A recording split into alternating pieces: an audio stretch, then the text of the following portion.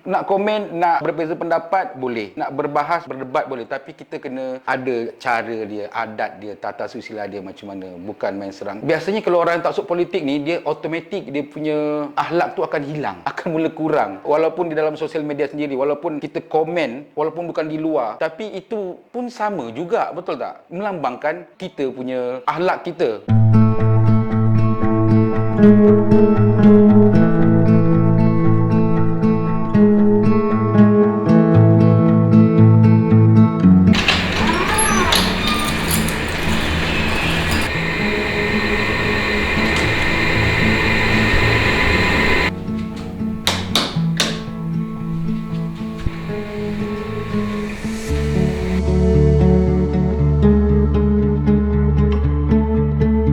Assalamualaikum warahmatullahi wabarakatuh. Saya Didi Chronicle, umur 43 tahun, sudah beristeri 2 orang anak, berasal dari Kapar, Kelang, Selangor dan menetap di Kampung Paya Jarasile, Sungai Buloh. Pendidikan saya hanya SPM saja, tak ada sama mana-mana, dan sekarang ni saya adalah seorang pempengaruh sosial media. Sebelum ni ada macam-macam kerja. Saya pernah sapu sampah, potong rumput, korek longkang, lori driver, dan yang latest ataupun sebelum saya buat semua benda ni, saya adalah seorang penghantar tempe. Kira marketing lah, bahagian marketing untuk marketing dengan jual sekali. Pergi pasar-pasar, pasar pagi, pergi dekat kedai-kedai untuk jual tempe. Letak tempe dekat kedai-kedai macam itulah. Itulah skop dia.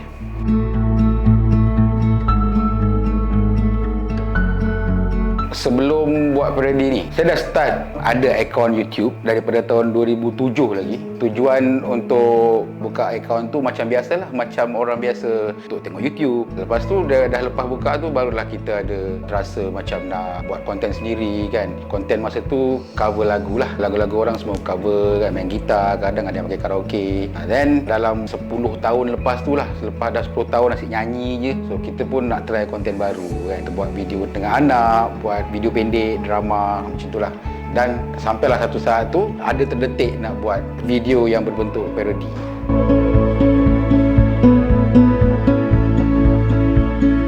Sebenarnya masa tu tak ada niat pun nak buat video cantik, video yang vast, video yang macam orang lain buat kan. Ada efek, ada montaj. Tak ada niat pun nak buat macam tu. Jadi tak ada tekanan. Kita record bla bla bla bla, nyanyi dah. Macam tu je. Tak perlu video efek, tak perlu nak edit semua kan. So apa yang kita record, itulah yang kita post. Itu dululah. Dan kalau dah buat video macam cerita pendek apa semua, oh ni kena edit ni kan. Ini kena edit kalau dah buat video-video macam ni kan. Tak boleh dah kita main record, main post. So kena edit. Kalau dulu adalah juga edit suara, konon-konon nak bagi ada echo apa semua kan. Itu je lah. Kalau dah buat filem pendek, sketsa, so kita kena edit. Betul tak? Kita kena edit. Jadi kita belajar lah. Daripada situlah datangnya permulaan kesusahan dia untuk belajar mengedit. Tapi tak adalah sampai pergi belajar dekat tok guru ke ataupun pergi ambil kelas ke, tak adalah. Macam biasalah, pakcik Google kan ada, YouTube kan ada. Kita belajarlah semua daripada situ. Okay, daripada belajar Adobe Photoshop, Adobe Premiere, Adobe Illustrator, semua daripada YouTube. Jadi itulah, kalau daripada segi equipment, barang-barang, time tu tak ada terfikir lagi nak beli barang mahal, kamera yang canggih apa semua. So kita pakai yang ada. Kita tahu kita ni tak ada duit dulu, so kita pakai yang ada je lah.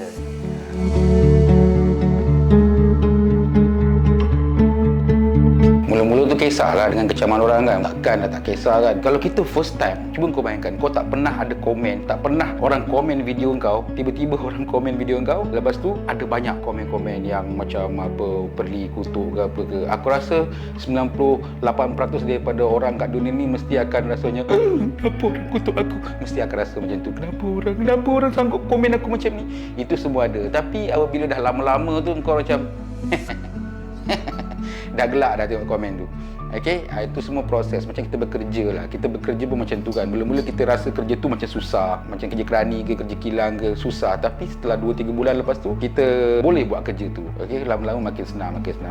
Jadi motif buat video politik parodi ni satu, okey, kita sebagai content creator, kita hendakkan satu konten yang orang nak tengok. Setelah saya mengkaji, dah buka buku semua, dah buka internet, tanya pakcik Google, politik adalah salah satu cabang ataupun salah satu bidang yang orang akan tengok, yang orang akan amati, yang orang akan terokai, yang orang akan ambil perhatian dalam mana-mana lah kat dunia ni. Walaupun orang tu cakap, kata aku tak minat politik. Biasanya orang yang cakap dia tak minat politik tu, apabila parti politik yang dia sokong tu menang, dialah yang akan paling kuat menjerit dan akan terbang sampai ke bulan. Biasanya macam tu. Dia cuma tak nak kena kecam je dekat sosial media itu je sebenarnya.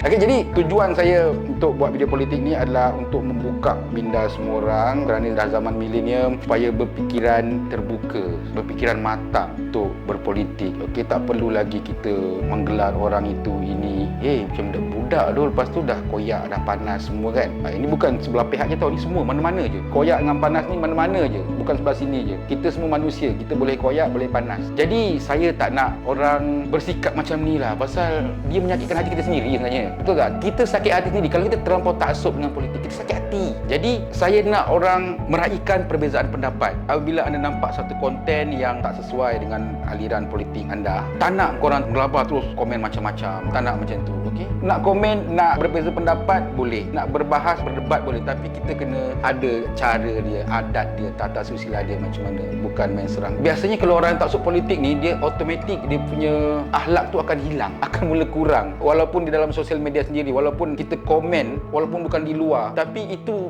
pun sama juga, betul tak? Melambangkan kita punya akhlak kita, betul tak? Tak kira lah kalau kita pakai fake account ke, pakai account yang betul ke kan. Walaupun orang tak tahu, tapi Allah tahu, Tuhan tahu. Dan diri korang sendiri pun tahu. Kalau korang jenis yang tak malu tak apa kan, tak malu pada diri sendiri. Tapi biasanya orang memang takkan malulah dengan diri sendiri kan. Dia orang buat apa je yang dia orang suka. Jadi itulah saya punya matlamat. Okey, ada satu lagi. Saya punya misi saya lah dalam konten-konten parodi politik ni. Saya nak orang tahu saya menyokong mana, daripada pihak mana, tapi dalam masa yang sama orang masih lagi menerima saya. Itu yang saya, orang cakap apa, satu misi lah, misi saya sebenarnya. Saya ni kira disukai oleh orang parti saya sendiri dan juga parti lawan sendiri. Kalau mereka suka kat saya, tak semestinya mereka akan masuk ke parti saya, tak ada kan. Mereka boleh terus menyokong parti mereka, tapi dalam masa yang sama mereka enjoy, dalam masa yang sama mereka terhibur dengan konten-konten yang saya buat. Itu kalau dah sampai tahap macam tu baru namanya politik matang. Bukannya macam dia ni tak sama parti dengan aku, unsubscribe, tak sama parti dengan aku, unfollow. Bukan macam tu. Saya ada je tengok konten-konten creator yang konten-kontennya tu kita boleh nampak tau, dia tak sependapat dengan kita, tapi for the sake of content creator, for the sake of art, saya tak benci dia, saya tak unsubscribe dia. Saya tak unsubscribe, saya still follow dia. Saya masih lagi gelak dengan dia orang punya parody, masih gelak lagi dengan dia orang punya video. Tak semestinya orang yang tak sama pandangan dengan kita benci kat dia. Tak semestinya, tak semestinya. Nah, itulah saya punya misi. Kita tak nak bergaduh, kita nak cari kawan walaupun berbeza parti politik ke apa ke, siapa-siapa. Wa imma orang yang saya tak sealiran dengan dia pun, saya still follow. Kalau pasal kecaman tu memang sebenarnya tak kisahlah kalau macam orang nak kecam apa. Macam tadilah kita cakap kan, kalau dah lama sikit tu kita tengok pun kita dah gelak je. Tapi kalau dah terlampau banyak tu, itu adalah isyarat. Tapi alhamdulillah sekarang ni yang macam ni nak cakap banyak tu tak banyak lah. Cuma kita boleh nampak ianya adalah daripada satu-satu pihak je, macam tu lah. Itu biasa, orang yang tak setuju dengan saya.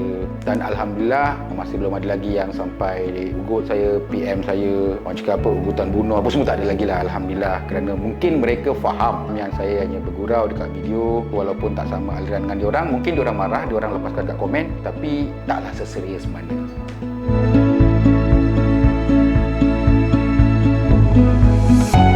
Okey, sebenarnya kalau nak cakap yang sedih ni, masa arwah bapa angkat meninggal dunia masa lepas SPM, lepas Form 5, time tu 1998. Dialah yang jaga saya daripada kecil sampai saya habis sekolah. Walaupun dia agak garang, tapi itulah garang-garang dia itulah yang buat saya jadi orang. Habis sekolah dapat result yang agak baik dalam SPM, tapi oleh kerana dia dah meninggal, walaupun dapat tawaran daripada UTM Skudai, tak ada orang nak bagi saya duit untuk memulakan kehidupan dekat kampus ataupun pergi dekat Johor tu, tak ada. Jadi saya pun tak pergi. Itulah paling sedih sekali.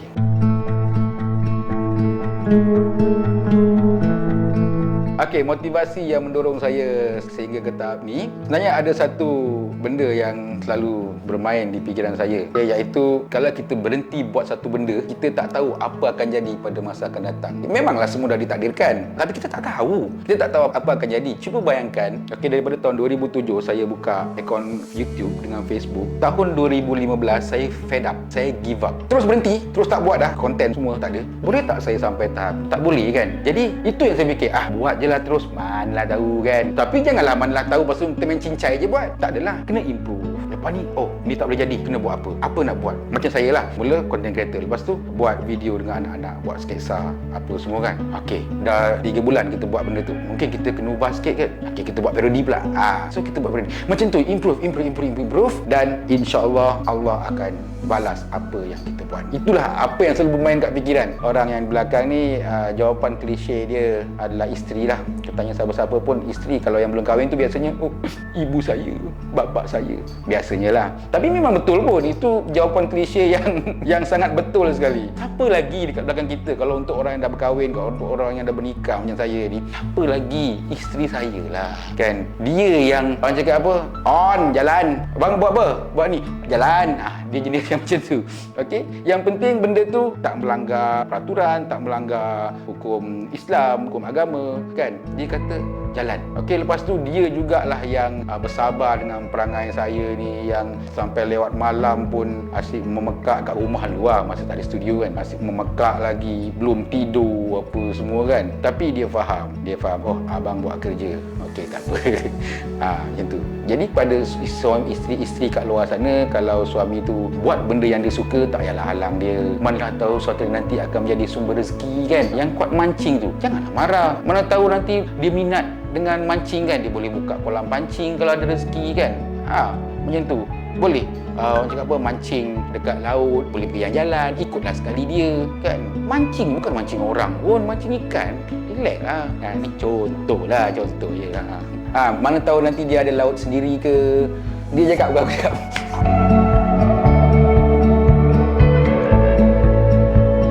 Kepuasan yang saya dapat masa sekarang ni adalah apabila kita tengok ramai orang menyokong kita, ramai orang komen benda-benda positif kat kita. Ya Allah, itu satu kepuasan. Dan satu lagi kepuasan apabila kita berjumpa dengan orang yang kenal saya. Dia cakap, bang, saya selalu tengok video abang best, video abang, saya pun rasa macam saya akan balas balik dekat orang tahu. Cakap, saya gembira kalau anda gembira tengok video saya. Itu yang saya balas, dan itu adalah ikhlas daripada saya. Jadi kalau jumpa saya lain kali, cakaplah macam tu nanti saya akan balas macam tu.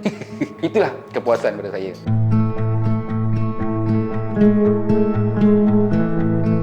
Untuk mengelakkan saya daripada lupa diri lah ni.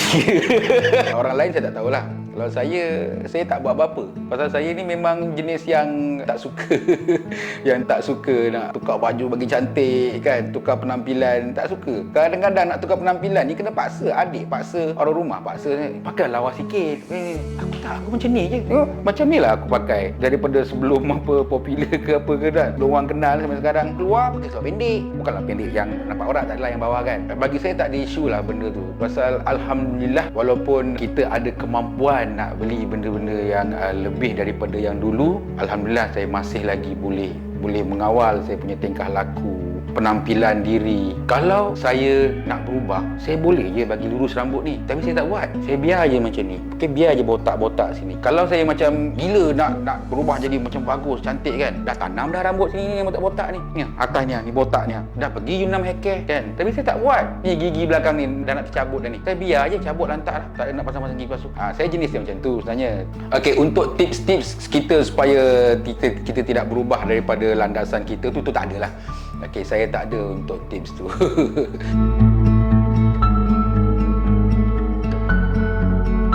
Untuk content creator yang selalu buat video tapi gagal, kita kena ingat, kalau kita gagal terus tu, itu adalah tandanya Allah sedang mengawal hidup kita. Mungkin suatu hari nanti apabila anda popular ataupun anda terkenal, anda akan lupa diri ke apa ke. Kita tak tahu rahsia Allah ni, kita tak tahu macam mana. Okay, ada sebab-sebabnya kenapa dia nak kita gagal selalu. Ada orang yang diberjayakan, ada orang yang digagalkan. Itu semua dah tertulis. Semua kerja Allah Subhanahu Wa Taala. Jadi kita ni yang tak tahu masa depan ni, kita teruskan je buat. Kita teruskan. Pak kata saya tadi kan, kalau tahun 2017 saya berhenti, saya give up, tak ada orang tengok, alah dah stop lah. Dapat tak apa yang saya dapat ni? Tak dapat kalau kita berhenti. Teruskan saja. Kerana Allah pun ada berfirman, Allah tidak akan mengubah nasib sesuatu kaum ataupun individu itu kalau kita tidak mengubah, atau kaum itu tidak mengubah nasibnya sendiri. Ada tertulis benda tu. Percayalah pada benda tu. Dan di samping itu, jangan lupalah improvekan anda punya konten. Tak perlu kita buat benda yang sama berulang macam tu, kesilapan yang sama berulang. Belajar daripada mentor kita kalau ada mentor lah. Lepas tu belajar dekat, sekarang ni ada Google, ada YouTube, belajar daripada situ. Tu nasihat saya. Assalamualaikum warahmatullahi wabarakatuh. Saya Didi Chronicle. Saya ingin mengucapkan selamat berbuka puasa dan selamat menyambut bulan Ramadan serta Hari Raya Aidilfitri yang akan tiba tak lama lagi. Kepada semua muslimin dan muslimat, wal mukminin wal mukminat, al ahya'i minhum wal amwat bi rahmatika ya arhamar rahimin. Amin. Sekian lama bercinta, kau tiada di hari mulia, keampunanku pohon. Sekiranya aku yang berdosa,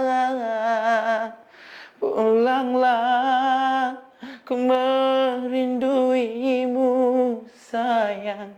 Ku menanti dengan hati girang.